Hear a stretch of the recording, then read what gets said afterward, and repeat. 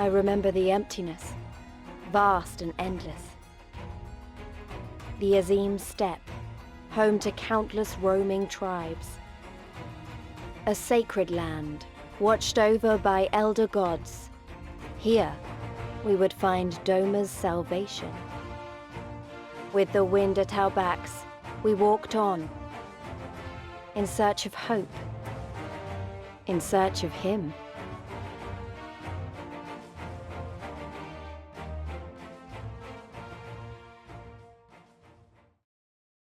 The Azim Steppe, a grassland which sits at the north of Othard. It is the homeland of the Aura. It is here that we are looking for Lord Hien. In the nearby markets, we find a woman known as Sirena, who is an acquaintance of Lord Hien. Our conversation is interrupted by two men arguing. They are a part of different tribes, specifically the Aronia and the Dotharl. Their argument is quelled by the master of the markets, the Kestir. The Kestir do not speak because they believe all words to be lies, but the two men knew exactly what he was saying to them. To fight in neutral territory is forbidden. Those who break the peace will be banished. They will settle their dispute at the Naadam, a sacred battle to be held on the final day of Sargon Sar, which translates to White Moon. We are to assume it is the lunar festival, which is celebrated by all the tribes in Azim Steppe. In that battle, all Zayla are equal and able to participate. Whoever wins Naadam will rule until the next Sargon Sar. Sirena's clan is named the Mole. They are weak. All this time they were content with hiding. And yet, never mind. She will take us to where Lord Hien may be. Just as Sirena said, Lord Hien is atop a cliff. We finally get to meet him for ourselves. We tell him that the people are willing to fight for Doma, so much so that they drew their tools of trade against Xenos himself. It is time for him to return to us and lead Doma to freedom. They ask for an impossible task, but if it's what the people want, then he shall do it. He asks that Yugiri return to Yanxia and prepare for his return. He wants the rest of us to stay here and help him win Naadam. He will only return once he is at the head of a Zayla army. The Imperials defeated them so easily before. With the aid of every able-bodied Zayla on their side, they may have a chance at victory. He also intends to repay back the hospitality of the Mole clan by granting them a victory at Naadam. We return to Sirena and the elder of the Mole clan, Temelun Khatun. The Mole clan listens to the whispers of the elder gods. They hear the whispers through their Utun, which roughly translates to shamaness. Khatun is one of these Utun. We came here for their permission to fight in Naadam as part of their clan, Mole. Even if the Mole are weak and only have a few able-bodied fighters, we must persist. Hien chose them because the Mole is weak. If he joined a stronger tribe like the Aronia or the Dotharl, our victory would be attributed to them. But because the Mole are weak, the people will see and believe in our strength, which will make them follow us to Doma. Maybe it was the gods' will to allow us to fight in the Naadam with the Mole. Khatun gives us permission to do so. Sirena is told to take the rest of us away, but before we can leave, the Khatun tells us to stay behind. She has words for us. Visions from the elder gods. A singular radiance, shimmering, like a jewel of the dusk mother, blinding in its brilliance. Stars flicker and flock to you. Before such gathered light, even the secrets of the god may be laid bare. Some are fated to rise in grace and glory, others to falter and fade, though not from memory. Both will be your strength and salvation come the end. A very cryptic message. It sounds like something Urian J would say to us. From what I understand, is that our presence is blinding, reminiscent of one of their revered gods, Nhaama, the Dusk Mother. The Ashians tell us of the past. We know that Hyden has split the world into 13 reflections to defeat Zodiac, secrets that the gods created, laid bare in front of us. Some of our friends are fated to rise. Alphino is one who is rising on his own. Same goes for Lys, but others will falter and fade, such as Papalamo, Minfilia, Horshfont. They may be gone, but they are not forgotten. The companions we make on our journey will grant us strength and save us in our time of need.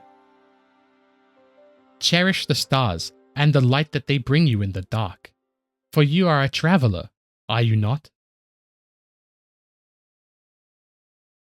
Cyrena proposes that we have a feast prior to the battles to come. Under the starry night sky, we can finally unwind after our perilous journey. We are sat around a campfire, speaking to Cyrena. It is reminiscent of our time with Ysayle and Estinian. Without noticing, Lys has fallen asleep. She needed it after everything she's been through. Hien and Gosetsu are also missing. The sound of clashing swords breaks the silence. It seems that they have gone off to spar with one another. They are talking about the past, how Hien did such a reckless thing. Instead of fleeing with the rest of them, he charged in. They had everything to lose and nothing to gain from his foolishness. It even ended up with him wounded. We know nothing but the path we walk. Gosetsu isn't too keen on meeting those who have gone ahead of him, not whilst he still has to make amends. They finish their spar, and it's Hien's victory. Looks like all the training in the wilderness has made him better. The tone shifts back into its somber mood. Gosetsu feared the worst when he couldn't find Hien after the battle. Hien's life was saved by the mole out of pure luck. If the people wanted him to give up his life, then he would have done it without a second thought. But instead they will have his blade, and his blade they shall have until it is broken. Was he truly so concerned for him? It's not like Gosetsu ever cared for his well-being as they trained when he was a kid. That is true. When Hien would lose, he would cry, retreating into his mother's arms. He wouldn't give up so easily, coming straight for Gosetsu wildly. Master Shun has grown into quite the man. We overhear their conversation. The mask Hien was trying to create slips ever so slightly as we start to see the real Hien. Or rather, should we call him Shun? It was a name he was given as a child. If we insist on bringing back its use, then we need to spar with him too. If he wins, we must divulge one of our darkest secrets to him. To participate in Naadam, we must be recognized as warriors of the steppe. We must complete a rite of passage which involves following the footsteps of the legendary hero Bardam. It is here we are faced with 3 different trials. Our final trial is to face a Yol and tame it for ourselves. We are successful in taming the Yol and wait outside for the others. The first one to return is Lys, but there is no sign of Hien or Gosetsu. Eventually the 2 of them return from their trials. All of us were victorious and are now able to participate in the Naadam. Before we can decide our next step, we are surrounded by Aronia. Their Khan demands an audience with us. Hien decides we should follow them to assess their strength. We are taken to the center of Azim Steppe to meet Magnai, Khan of the Aronic clan, leader of the Dawn Throne. He will not treat us as equals. He was born of the sun. We are born of the earth. When he heard that Bardam's Mettle had trespassers, he sent his men to kill us if we failed. If we succeeded, we were to be brought here to pay tribute. If the tribute is satisfactory, it will earn the favor of the sun. To deny would be an offense to Azim himself. Swear fealty to the sun. Promise to serve him until death, and you may know of his glory. A generous offer, only granted to few. We aren't used to the customs here on Azim Steppe, so we don't really know how we can be of service to the sun. We will be given a task. It will be challenging. We won't know what it is until we accept it. We are the first to step forward, and we are sent away to help Batu, the warrior who escorted us here. By the grace of the sun we were spared, and instead granted an opportunity to help their cause. Our first task is to gather swordgrass from the lake bed below the Dawn Throne. We return with the swordgrass in our hand and go back to Magnai.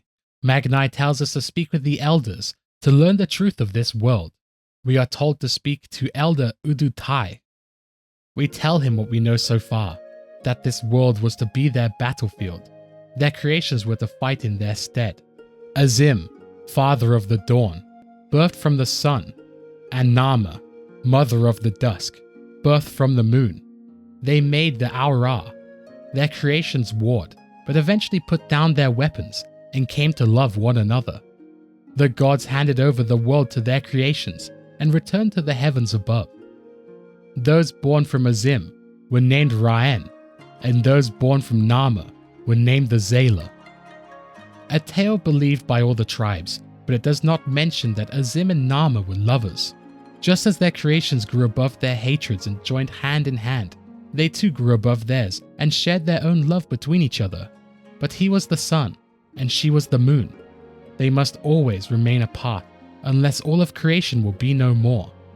With sadness in their hearts, they returned to the heavens, destined to ever walk before and after, never to meet again. As time passed, Azim yearned for his beloved. He decided to take a fragment of his own being and made an avatar with it. He sought the Zayla. He was the first Aronia. They are the children of Azim. It is their duty to keep the Zayla safe. They will fight and win at Naadam to bring the Zayla to heal. Only then will they listen to the Aronia. When Nhaama saw the avatar of Azim, she shed a tear. When it hit the earth, it rose a new counterpart to the Aronia. Their fates forever entwined. For every son of Azim, there is a daughter of the Zayla that he must search for. With the story heard, we return to Magnai again. He gives us a final task. We are to survey the Dotharl. 2 of us are to go, and 2 will remain behind. Magnai chooses Gosetsu and the Warrior of Light to do so. If we return with valuable information, we will all be free to return to the mall. We travel south to the Dusk Throne and find their encampment.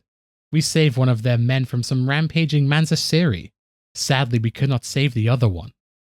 Their cartoon, named Sadu, arrives to the scene, questioning who we are. We are friends of the mall and have come to see the strength of the Dotharl for ourselves. Because of our deeds, we are given permission to look at the glory of the Dotharl and despair. She does not fear any tribe. If we were from Aronia, she would burn the flesh from our bones, here and now. The other man we failed to save was named Gesir. Gesir is dead, but they mentioned that he will return to them in time. The Dotharl are fearless, and they do not fear death. They shall dance during battle, but once they die, their soul shall endure, live on. Eventually they will return. When they see his soul in the eyes of a newborn, they will be given the same name that they had, growing into the great warrior he was before. Gosetsu insults their beliefs, which earns him the ire of every Dotharl who heard his words.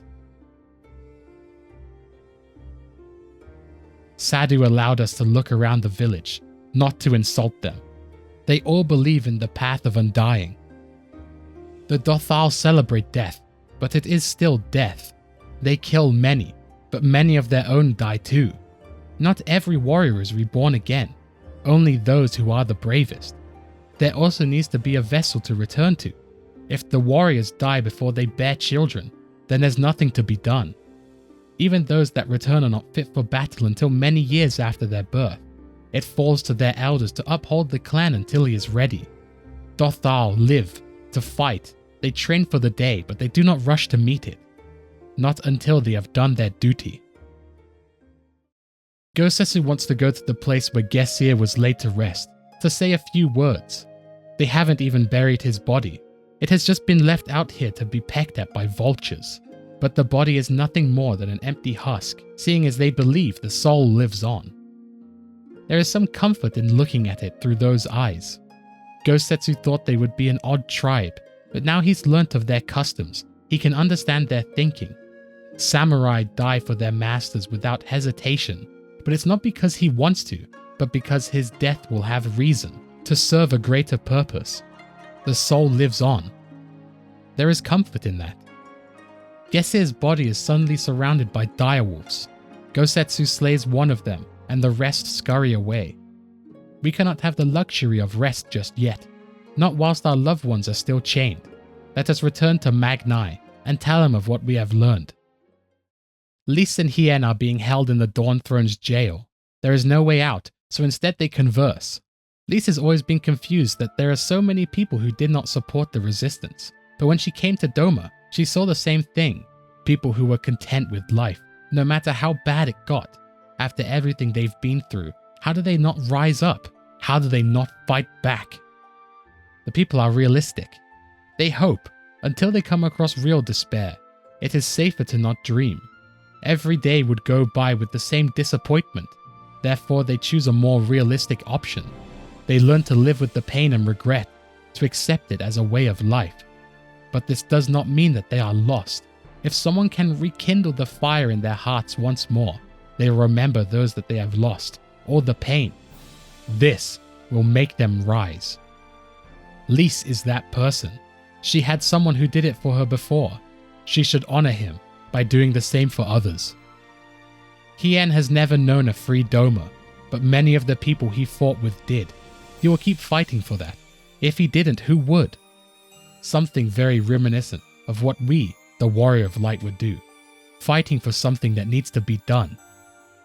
Lys will seize her future with her own two hands. Just as Magnai said, in exchange for the information, they release Hien and Lys. We can now return to the Mol clan and prepare for the Naadam. The ceremonial battle for rulership over the steppe begins today. Naadam will commence with the rising of the sun. The Ghal scatter the sacred soil and a bright light shimmers forth, creating an Ovo. The clan who claims the Ovo will be crowned Kagan.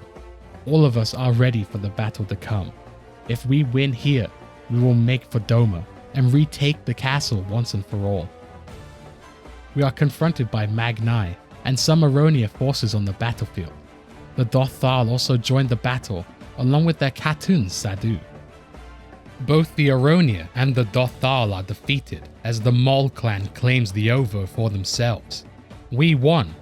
The Dawn Throne is ours. The Imperials impede on our sacred battle. Grinwat has come to finally kill us. He has a Magitek spider following him. They ready their weapons to strike us down. All of us. Hien rallies the rest of the Zayla warriors. These enemies intrude upon sacred ground. Do they have the strength to oppose them? The Dotharl are the undying ones. They can fight. The Aronia will fight if it is the will of the Kagan. Warriors of the steppe, with me! We defeat Grinwat's forces. He laments at his lack of strength and his want of power, fleeing the scene as he does so. We'd never lose to the likes of him. Hien gives Cyrano the leadership position. As Mol has won, the rest of the tribes must obey what they say. Mol won't demand anything of anyone, except that they want the people to listen to our tale and honor the lore of the steppe. Hien begins to recite the history of Doma to the people of the steppe. Upon hearing our tale, the tribes of Azim agree to help take back Doma. With the warriors of the steppe at our side, we will truly have a fighting chance at taking back Doma once and for all, for the first time in 25 years. Together, we shall bring freedom to the people of Doma.